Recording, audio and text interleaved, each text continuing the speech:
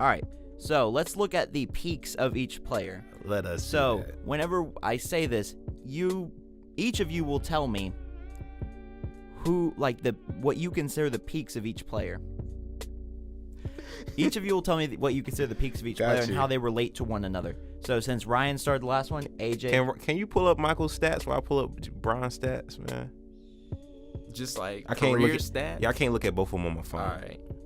Thank you, man. So AJ, you're gonna go first. All right. Give me a time frame of each one, too. Off the top of my head, I'm still trying to pull up the stats. I would say Bron's peak was his second year in Miami, which I think is 2012, all the way to last year. Was his peak. I wouldn't say his peak is this year. So LeBron's second year in Miami through his second tenure in Cleveland. Correct. I would say that's his peak basketball performance. So how many years would that be? Let's see. That's 12 to 18. So a 6 year being like the best we've ever seen. That's what I think. I think right now he's. If you started right here, the way he's playing right now, you might say he's like the 4th or 5th best player of all time. Like right now, but like his peak years, I definitely say are 2012 to 2018, and that even leaves out like his best scoring year, which was like in like 2008 when they won 65 games. It was just him and like Cleveland by themselves. I think they won 66. I can't remember off the top. Anyway, I would say that's his peak. I say that because during that time he could legitimately, I know I destroyed that word right there, guard 4 positions and on rare occasions guard 5 positions. We've seen it numerous times. He shut down Derrick Rose in the playoffs in 2012. He shut down Tony Parker in Game 6 and Game 7 of the finals in 2013. Thank you. He was an awesome defensive player those years. And his offense, like I said earlier, was unheard of. His efficiency, is that word right? Efficiency was amazing at that time. I mean, 55, averaging like that type of percentage, shooting 40% from 3, I think, like in 2013, is amazing. And then we go down to his Cleveland years where he's a little more mature.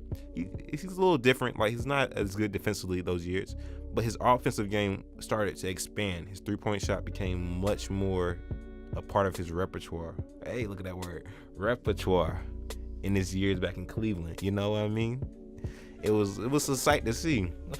His dominance in the 2015 finals, even though they lost, the man was averaging 40 points a game, took the Golden State Warriors to 6 games with Matthew Dellavedova, being his best player. You know what I mean? That's amazing. Then we got to go to 2016. We'll get to the accomplishment or to the classic moments. I'm just talking about I'm just going with stats. Man led both teams in points, rebounds, assists, steals, and blocks. Never done before. Even with Michael's 6th finals, he never did that one. But let's move on. Let's not talk about that right now. That's just amazing. Then we go to his 2017 year. He was dominant on the offensive end. You go in the postseason, he was hitting game-winning shots, carrying his team by himself. He didn't even have a Matthew Dellavedova in that squad. He had George Hill, who couldn't even hit a free throw. He had J.R. Smith, who was playing for the other team. Still got him to the finals. Still took that young boy Jason Tatum to the hole, even when he tried to dunk on him. I had to let him know. I ain't finished. I'm almost finished. Then he go to the finals in year 15, dropped 50 on them boys, had them shot. They was shook. Well, they collapsed after that, didn't they? Let's not talk about that right now. This is his accomplishment Ryan, we're not section. responding yet. Yeah, Ryan. Stay out. Show me some proper respect over here. Anyway, so that's why I'll say his peak years. A dominance of offense and defense. Thank you. All right, so just to be clear, you said his domination was for 6 years. I'm saying that's his peak. His peak was for 6 years. He was dominant for 15, so let's get that right. Michael Jordan's peak was from 88 to 98. 88 to 98, everybody knows that. Because early on in Michael Jordan's career, it was unfortunate because he was drafted. I looked up, it was an article, and a guy, because I'm not an NBA historian, I can't go back and look at all the footage. I don't have all that available to look at. But there was a guy that said that LeBron had a better team than Michael Jordan his first 4 seasons, because it wasn't until I think it was year 4 that Scottie Pippen got into the team.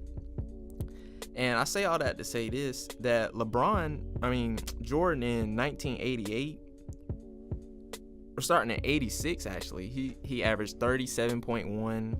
Then each year, then it went down to 35, 32.5, 33.6, 31.5, 30.1, 32.6, 20, and then he retired.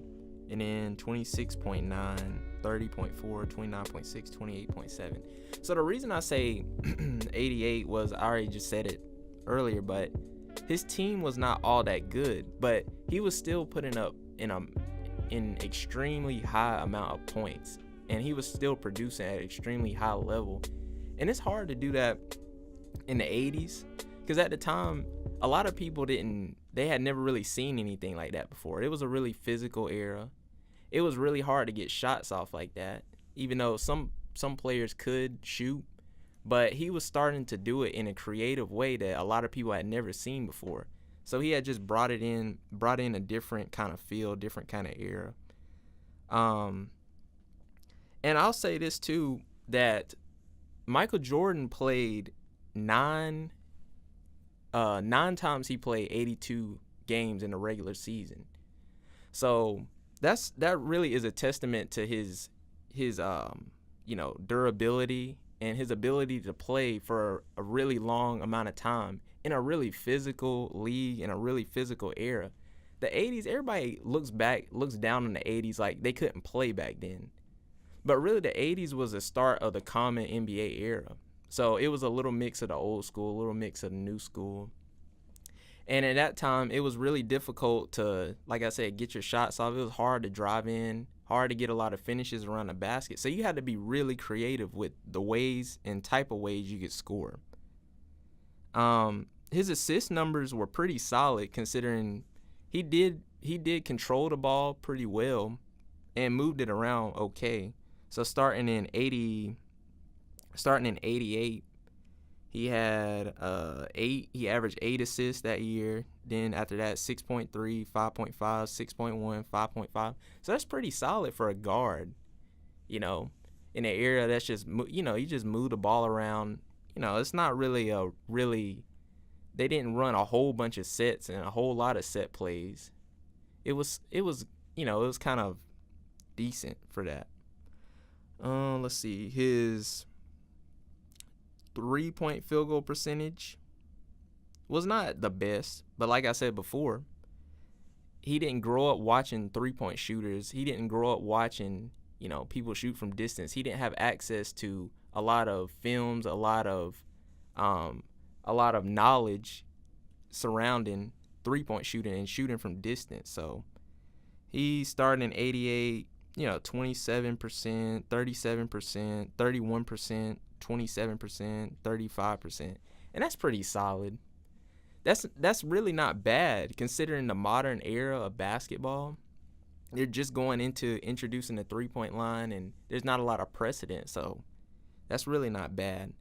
But I would say that is definitely his peak. And everybody knows it's low-hanging fruit, but a lot of LeBron fans will be like, oh, don't even bring it up. But it's 6 championships. We're not there yet. We're not at the accomplishments Oh, yet. okay. But just from that whole stretch from 88 to 98, he was definitely the most dominant player in that era, and nobody can deny that. That whole time, nobody can deny from 88 to 98 that he dominated the NBA. I can't. And that's much longer. That's much longer than LeBron's 6 years.